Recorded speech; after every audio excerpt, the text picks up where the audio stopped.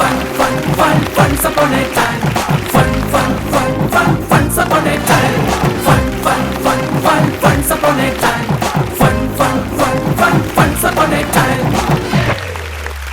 നമസ്കാരം. നമസ്കാരം. രമേശേട്ടാ, നിമിത്തമായി എന്ന് പറഞ്ഞു. അപ്പൊ അതെങ്ങനെയാണ് അതൊരു നിമിത്തമായത്? അത് പ്രചോദനം പോലും ചിലപ്പോൾ ഓർക്കുന്നുണ്ടാവുന്നില്ല.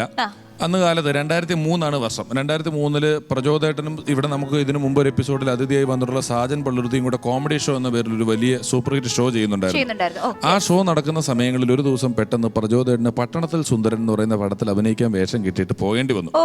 തിരുവനന്തപുരത്തായിരുന്നു അതിന്റെ ഷൂട്ടിംഗ്. പെട്ടെന്ന് വിളിച്ചതാണ്, പെട്ടെന്ന് പോകേണ്ടി വന്നു.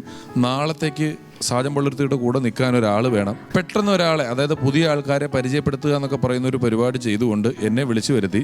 ചെന്ന ഞാൻ 3 എപ്പിസോഡ് ചെയ്തിട്ടാണ് തിരിച്ചു വന്നത്, ചെന്നതിലല്ലാതെ വന്നത്. അപ്പോ ഞാൻ അന്ന് എപ്പോഴും പ്രാർത്ഥിക്കും, ദൈവമേ പ്രചോദേട്ടന് സിനിമ കിട്ടണേ, പ്രചോദേട്ടന് സിനിമ കിട്ടണേ എന്ന് പറഞ്ഞ് ഞാൻ ഒരുപാട് പ്രാർത്ഥിച്ചുകൊണ്ടിരുന്ന ഒരാളാണ്. കാര്യം അതിനകത്തൊരു വലിയൊരു ഗുണം വെച്ചാൽ പിഷാരയുടെ ഒരു ക്വാളിറ്റി ഞാൻ കണ്ടത്, ചേട്ടാ ഞാനൊരു കോമഡി പറയാം, ഏറ്റിൽ നമുക്ക് ആ വഴിക്ക് വിട്ടേക്കാം എന്ന് പറഞ്ഞൊരു കോമഡി പറയുമ്പോൾ ഏറ്റില്ലെങ്കിൽ നമുക്കും പിണക്കമില്ല, പിഷാരടിക്കും പിണക്കമില്ല. ഞാൻ കോമഡി പറയുമ്പോൾ അതെ ഒരു കോമഡി ഉണ്ട്, പിന്നെ ആഫ്റ്റർ സെയിൽ സർവീസും വാറണ്ടി ഉണ്ട്, ഇഷ്ടപ്പെട്ടില്ലെങ്കിൽ തിരിച്ചെടുക്കുന്നു പറഞ്ഞിട്ടാണ് സാധാരണഗതിയിലും. അല്ല, ഞാൻ കേട്ടിട്ടുണ്ട് അങ്ങനെയാണെങ്കിൽ കലാഭവൻ ഗൾഫ് ടൂർ പോകാൻ വേണ്ടി പ്ലാൻ ചെയ്തുകൊണ്ടിരിക്കുന്ന സമയം, ഞാൻ കേട്ട കഥയാണ്, ഉള്ളതാണെന്ന് ചേട്ടൻ ഇപ്പൊ പറയണം. അപ്പൊ ഗൾഫ് ടൂർ പോകാൻ പ്ലാൻ ചെയ്തുകൊണ്ടിരിക്കുമ്പോൾ കലാഭവന്റെ ട്രൂപ്പിൽ അന്ന് 12 പേരുണ്ട്. ഈ 12-ൽ നിന്നും 6 പേരെ വേൾഡ് ടൂർ കൊണ്ടുപോവുകയുള്ളൂ. ആ കാസറ്റൊക്കെ വളരെ ജനകീയമായ കാസറ്റാണ്, അതിൽ പ്രചോദനമുണ്ട്. അതിനു വേണ്ടി ടൗൺ ഹാളിൽ ഒരു പരിപാടി സംഘടിപ്പിച്ചു. ഈ 6 പേരെ സെലക്ട് ചെയ്യുന്നതിന് വേണ്ടിയിട്ട് ടൗൺ ഹാളിൽ ഒരു പരിപാടി സംഘടിപ്പിച്ചിട്ട് അന്ന് പോസ്റ്റ് കാർഡുകൾ മേടിച്ചിട്ട് നിങ്ങളുടെ ഇന്നലത്തെ ടൗൺ ഹാളിലെ പരിപാടി കണ്ടു, കലാഭവൻ പ്രചോദ് വളരെ നന്നായി എന്നും പറഞ്ഞ് 100ഓളം പോസ്റ്റ് കാർഡുകൾ കലാഭവനിലോട്ട് അയച്ച ആളാണ് നിങ്ങളെന്ന് ഞാൻ കേട്ടിട്ടുണ്ട്. അത് ശരിയാണോ? അതിൽ കൂടാതെ ഒരു കാര്യമുണ്ട്, അത് ഒരു പരിധി ശരിയാണ്. കാര്യം എനിക്ക് എന്തായാലും വേൾഡ് ടൂർ എന്ന് പറയുന്നത് നമ്മുടെ ഒരു വലിയ ആഗ്രഹമാണ്. പക്ഷേ അതിന് മുമ്പായിട്ട് ഞാൻ പ്രത്യേകിച്ച് പറഞ്ഞത് സാജൻ പള്ളുരുത്തി എന്ന മകാരം എന്ന് പറയുന്ന ഒരു ഐറ്റം ഭയങ്കര ഗംഭീരമായിട്ട് പഠിച്ചുകൊണ്ടിരിക്കുകയാണ്.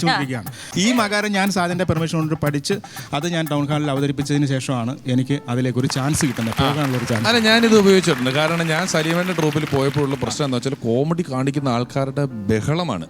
ശബ്ദം അനുകരിക്കുന്നവർ നമ്മളെക്കാളും വളരെ പെർഫെക്റ്റ് ആയിട്ട് ശബ്ദം അനുകരിച്ചുകൊണ്ടിരിക്കുകയാണ്. അപ്പൊ നമുക്ക് വലിയൊരു ഭയമാണ്, നമ്മൾ എന്തെടുത്ത് കാണിക്കുക. അപ്പോ കാണാപ്പാടം പഠിക്കുക എന്ന് പറയുന്നതിൽ നമുക്കുള്ള കഴിവ് ഉപയോഗിച്ചുകൊണ്ട് ഇങ്ങനെയുള്ള ഒരു പരിപാടി, ഇതാണെങ്കിൽ പെട്ടെന്ന് ആരും കട്ടുകൊണ്ട് പോവില്ല ഈ ഐറ്റം ഒക്കെ. പ്രചോദേട്ടന്റെ തുടക്കത്തിൽ പ്രചോദേട്ടൻ വന്നു കഴിഞ്ഞാൽ നായികമാരിൽ ആരെങ്കിലും വിവാഹം കഴിച്ചുകൊണ്ട് പോകുമായിരുന്നു, മണവാളനായിരുന്നു. അത് എന്തുകൊണ്ടാണെന്ന് തോന്നിയിട്ടുണ്ടോ? അത് അല്ല, എനിക്ക് ആ മീശമാധവൻ എന്ന് പറയുന്ന ചിത്രം ഒരു വലിയൊരു എൻട്രി ആയിരുന്നു. കാര്യം ലാൽജോ സാറിൻ്റെ ആ ഒരു പടത്തിൽ അങ്ങനെ വേഷം കിട്ടിയപ്പോൾ പിന്നീട് എന്നെ മിക്ക പടത്തിലും കല്യാണ ചെക്കനായിട്ട് വിളിക്കുന്നുണ്ട്. അങ്ങനെ ഞാനൊരു പടത്തിൽ ഇങ്ങനെ ചെന്നപ്പോൾ പോസ്റ്റ്മാൻ എന്ന് പറഞ്ഞ പടത്തിൽ ഗണേഷ് ചേട്ടനുണ്ട്. അപ്പോൾ ഞാനിങ്ങനെ മേക്കപ്പ് ചെയ്യാൻ അങ്ങോട്ട് ചെന്നപ്പോൾ ഗണേഷ് ചേട്ടൻ നോക്കിയിട്ട് ഇതിൽ കല്യാണമൊന്നുമില്ല, പിന്നെ നീ തന്നെ ഇവിടെ വന്നു.